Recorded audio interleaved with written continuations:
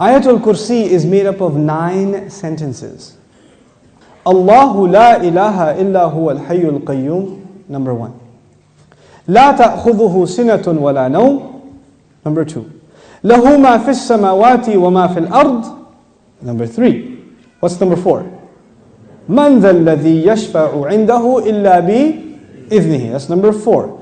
يَعْلَمُ مَا بَيْنَ أَيْدِيهِمْ وَمَا خَلْفَهُم, number 5. Then وَلَا يُحِيطُونَ بِشَيْءٍ مِّنْ عِلْمِهِ إِلَّا بِمَا شَاءَ, number 6. Then وَسِعَ كُرْسِيُّهُ السَّمَاوَاتِ وَالْأَرْضِ, number 7. وَلَا يَؤُودُهُ حِفْظُهُمَا, number 8. وَهُوَ الْعَلِيُّ الْعَظِيمُ, number 9. 9 sentences. The first sentence is Allahu la ilaha illa huwa al-hayyul qayyum. It's a beautiful sentence which ends with 2 of Allah's names. What are those 2 names? Al-Hayy, Al-Qayyum, the living and the source of all establishment. Everything stands and exists and is maintained because of Allah.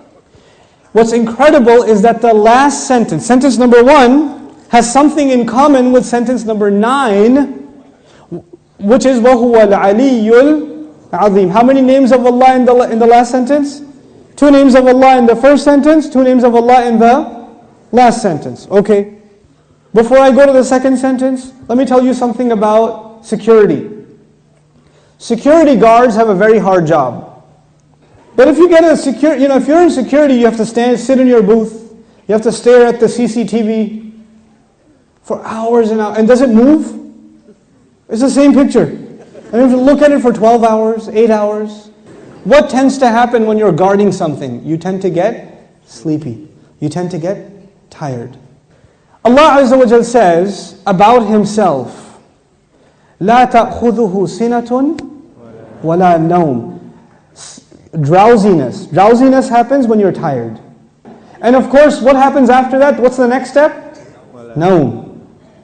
This is the second sentence. The second sentence is, these are things that creation has. Creation gets tired and it starts getting drowsy and eventually it falls to sleep. What was the second last sentence? وَلَا يَؤُودُهُ حِفْظُهُمَا. Guarding the skies and the earth does not exhaust Allah. When someone's exhausted, what do they get? Sina and Naum. The second sentence is actually connected to the second last sentence. لا تأخذه سنة ولا نوم ولا يؤوده حفظهما. He says له ما في السماوات وما في الأرض. He owns whatever is in the sky and the earth. Now before I tell you further, you need to understand the difference between 2 words, 2 names of Allah, Malik and Malik. Malik is an owner. Malik is an owner. Malik, what is Malik? King. Is there a difference between a king and an owner? Yes. Ownership is about property.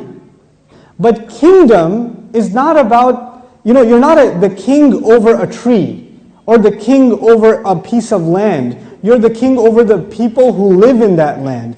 Kingdom is about controlling people. Ownership is about controlling objects. There's a difference.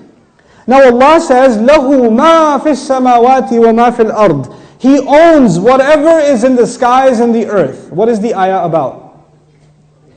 Ownership. What's the third last sentence? وَسِعَ كُرْسِيُّهُ السَّمَاوَاتِ وَالْأَرْضِ. His throne extends to the skies and the earth. When Allah talks about His throne, He's talking about His kingdom. One dimension of control is ownership. The other dimension is kingdom. Both completing the picture. Allah is Malik and He is Malik. The Malik part of Allah's attribute, لَهُ مَا فِي السَّمَاوَاتِ وَمَا فِي الْأَرْضِ. Third sentence. The kingdom of Allah, وَسِعَ كُرْسِيُّهُ السَّمَاوَاتِ وَالْأَرْضِ. Okay. What's the fourth sentence? مَنْ ذَا الَّذِي يَشْفَعُ عِنْدَهُ إِلَّا بِإِذْنِهِ. Let's understand this ayah first. Who will come and make shafa'ah with Allah except unless He gives permission? In other words, what is shafa'ah? Shafa'ah means you got connections. Shafa'ah means that you were about to lose your job, but your uncle is the manager and he came and said, no, he's with me. That's shafa'ah. On Judgment Day, we are in trouble possibly, and then somebody comes and says, no, they're with me. They're with me. Go easy on them, please. We beg Allah Azza wa Jal to qualify us for the shafa'ah of Rasulullah sallallahu alayhi wasallam. So this ayah is about nobody having any authority unless Allah gives it to them. وَلَا يُحِيطُونَ بِشَيْءٍ مِّنْ عِلْمِهِ. They know nothing, they can control, they encircle nothing of His knowledge. إِلَّا, except بِمَا شَاءَ. The fourth sentence and the sixth sentence are both about a statement about Allah and the only exception. The statement was, nobody has authority to make a case except whoever Allah gives permission. They have no knowledge except whoever He wants to give knowledge to. Otherwise they know nothing. The fourth and the sixth sentence are correlated. The first and the ninth, the second and the eighth, the third and the seventh, the fourth and the sixth. What's left?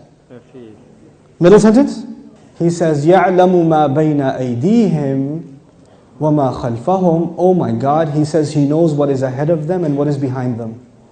And He knew what is coming ahead in the ayah and what was behind in the ayah. He put in the middle of it is, I know what's ahead and I know what's behind. Who speaks like that? Who speaks like that? SubhanAllah.